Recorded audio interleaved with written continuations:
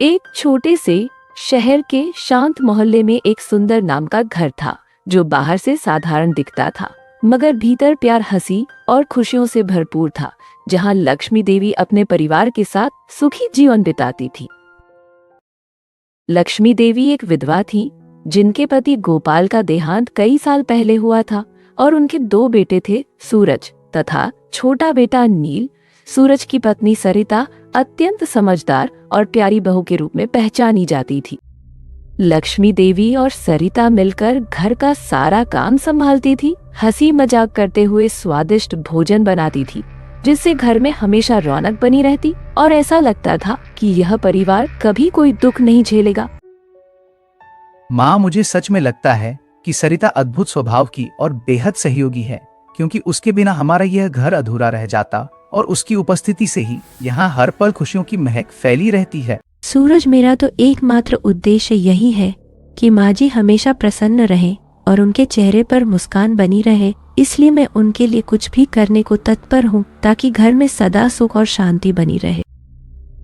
एक दिन नील अपनी नई नवेली दुल्हन काजल को उत्साह के साथ घर लाया, जहां लक्ष्मी देवी ने उसे सच्चे स्नेह से अपनाया और लाल साड़ी पहने काजल इतनी सुंदर लग रही थी कि सबकी निगाहें उसी पर ठहर गईं।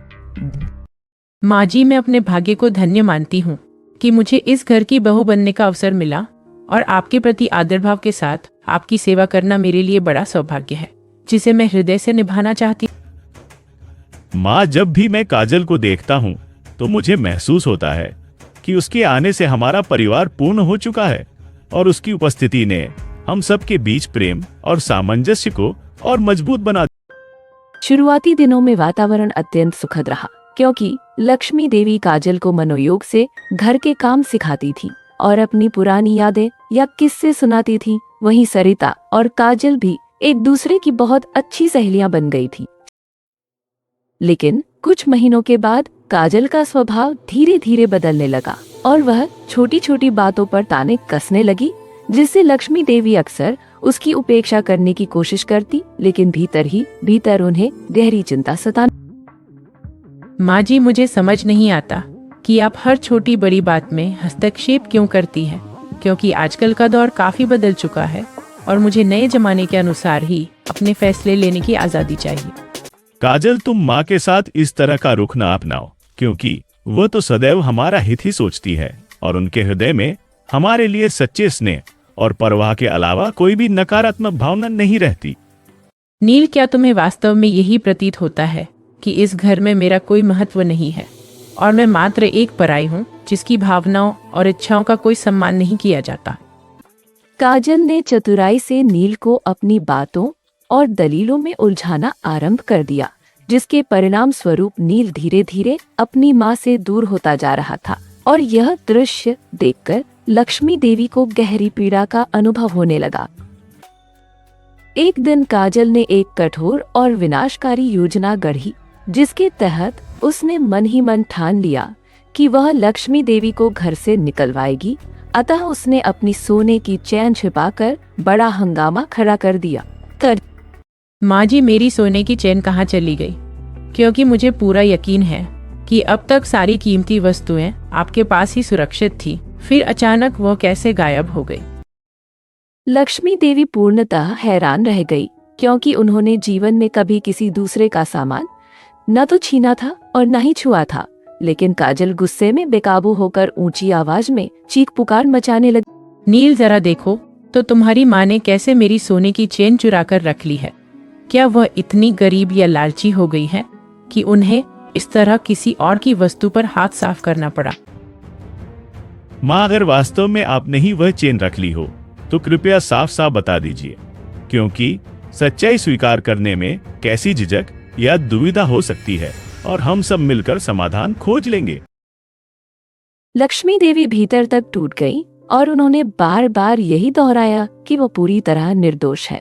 लेकिन दुख की बात है कि किसी ने भी उनकी सफाई पर भरोसा नहीं किया, जिससे उनका मन और अधिक व्याकुल हो उठा। माँ जी, मुझे यकीन है कि आपने कुछ भी अनुचित नहीं किया और मुझे पूरा एहसास हो रहा है कि काजल इस समय गलत रास्ते पर चल रही है, जिसकी वजह से आप पर बेबुनियाद इल्जाम लगाया जा रहा है। काजल ने पूरा मोहल्ला इकट्ठा कर लिया और सबके बीच लक्ष्मी देवी को चोर कहते हुए उन्हें खुलेआम अपमानित कर दिया, जिसके कारण सार्वजनिक रूप से अपमानित होकर लक्ष्मी देवी की आंखों में गहरे दुख के आंसू उमड़ आए। यह बुजुर्ग औरत हमारे घर की चीजें चुराती है और मैं इसे यहाँ एक पल भी और रहने नहीं दूंगी। इसलिए अब यही उचित होगा कि इसे तत्काल घर से बाहर निकाल दिया जाए ताकि सबको न्याय मिले। माँ, मेरी गुजारिश है कि आप कुछ दिनों के लिए कहीं और ठहर जाएं, ताकि यह हंगामा थोड़ा शांत हो सके। उसके बाद हम हालात पर फिर से विचार करेंगे और कोई सही समाधान निकालने की कोशिश करेंगे। लक्ष्मी देवी के पास उस क्षण कोई विकल्प नहीं बचा था, इसलिए वह आंसुओं से भरी आंखों के साथ अपने कमरे में गई और चुपचाप अपना सामान समेटने लगी, यह सोचकर कि शायद यही एकमात्र उपाय शेष रह गए। उसी क्षण उन्हें अपने दिवंगत पति गोपाल के शब्द याद आए, जिन्होंने कभी संकेत दिया था कि विपत्ति या कठिनाई के समय उनका पुराना संदूक अवश्य उपयोगी सिद्ध होगा। और यह याद आते ही उनके मन में एक आशा जागी। माँ जी, कृपया मेरे साथ चलिए, क्योंकि इस घर में अब आपके लिए परिस्थितियाँ बिल्कुल अनुकूल नहीं रही और मैं चाहती हूँ कि आप अकेलेपन और अपमान से दूर रहें ताकि कुछ सुकून मिल सके। लक्ष्मी देवी ने संदूक को संभाला और सरिता के साथ भारी मन से घर को अलविदा कह दिया, क्योंकि उस समय सूरज शहर से बाहर किसी आवश्यक कार्य से गया हुआ था और उन्हें रोकने वाला कोई नहीं था। बहुत बढ़िया, अब यह घर मेरे अधिकार में आ गया है और मुझे पूरा यकीन है कि यहाँ अब मुझे चुनौती देने या रोकने वाला कोई नहीं रह गया, जिससे मैं अपनी इच्छा के अनुसार सब कुछ संभाल। लक्ष्मी देवी और सरिता पास के गांव में स्थित साधारण झोपड़ी में आश्रय लेने को विवश हो गई, जहां उनके पास न तो पर्याप्त धन था और न ही कोई ठोस सहारा, जिससे उनका जीवन अत्यंत कठिन हो गया। माँ जी, हमें समझ नहीं आता कि आखिर हमने ऐसा कौन सा अन्याय या अपराध किया जिसके चलते हमें इस तरह की पीड़ा झेलनी पड़ रही है, और क्यों हमें इन कठिन हालात का सामना करना पड़ रहा है। लक्ष्मी देवी ने सरिता को प्यार से गले लगाकर धांस बंधाया और निश्चय पूर्वक कहा कि समय अवश्य बदलेगा, क्योंकि उनके पास वह रहस्यमयी संदूक है जिसमें निश्चित रूप से कोई समाधान या महत्वपूर्ण रास्ता छिपा हुआ है। माँ जी, मेरा सुझाव है कि हम उसी संदूक को खोलकर जांच लें, क्योंकि संभव है कि उसके भीतर ऐसी कोई वस्तु या दस्तावेज मौजूद हो जो हमारी सहायता कर सके और हमें इन कठिनाइयों से उबरने में मदद दे। लक्ष्मी देवी ने धीरे धीरे संदूक का ढक्कन उठाया और भीतर उन्हें सोने चांदी के कई कीमती जेवर तथा कुछ महत्वपूर्ण कागजात दिखाई दिए, जिनको देखते ही उनके चेहरे पर आश्चर्य और प्रसन्नता का मिश्रित भाव। माँ जी, यह वास्तव में किसी खजाने से कम नहीं है और मुझे यकीन है कि इन जेवरों और कागजात की बदौलत हमारी तमाम मुसीबतें जल्द ही समाप्त हो जाएंगी, क्योंकि अब हम इनके आधार पर आगे बढ़। उन कागजात में स्पष्ट रूप से उल्लिखित था कि घर और जमीन दोनों ही कानूनी तौर पर लक्ष्मी देवी के नाम दर्ज है, जिससे यह सिद्ध हो गया कि असली मालकिन वही है, और इस तथ्य ने उन्हें आत्मविश्वास दिया। इसके पश्चात उन्होंने एक अनुभवी वकील से विस्तृत सलाह मशविरा किया, जिसने उन्हें भरोसा दिलाया कि वे अपने घर पर कानूनी अधिकार वापस हासिल कर सकती हैं, क्योंकि सभी आधिकारिक दस्तावेज उनके पक्ष को पूरी तरह प्रमाणित करते हैं। माँ, मैं आपसे दिल से क्षमा चाहता हूँ, क्योंकि मुझे अंदाजा नहीं था कि काजल इस हद तक गिरकर ऐसी चाल चलेगी, और मैं आपका दर्द समझने में पूरी तरह विफल रहा, जिसके लिए मुझे बहुत अफसोस। लक्ष्मी देवी आत्मविश्वास के साथ घर लौटी और सबके सामने अपने कानूनी कागजात पेश किए, जिनसे सिद्ध हुआ कि वास्तविक मालिकाना हक उन्हीं का है, और तब उन्होंने काजल को उसके कृत्य के लिए उचित दंड दिलाने का निश्चय। माँ जी, कृपया मुझे क्षमा कर दीजिए, क्योंकि मैंने बहुत बड़ी भूल कर दी है और अब मुझे अपनी गलतियों का गहरा एहसास हो रहा है, जिसके चलते मैं हृदय से पश्चाताप कर रही हूँ और माफी मांगती हूँ। अब लक्ष्मी देवी का दिल कठोर हो गया था, क्योंकि उन्होंने अपनी सहनशक्ति की सीमाएं पार कर ली थी। इसलिए उन्होंने पुलिस को बुलाया और काजल को कानूनन घर से बेदखल करवाकर अपने अधिकारों की रक्षा। माँ, कृपया मुझे एक और अवसर प्रदान करें, क्योंकि मैं आपकी सत्यनिष्ठा पर विश्वास करने में विफल रहा और अब अपने इस अपराधबोध से ग्रस्त हूँ जिसे सुधारने के लिए मुझे आपका साथ और क्षमा दोनों की आवश्यकता है। लक्ष्मी देवी ने कह दिया कि यदि नील अपनी गलती महसूस करता है तो उसे काजल के साथ ही जाना होगा, क्योंकि उन्होंने घर में शांति बनाए रखने का जो अब पुनः स्थापित हो चुकी थी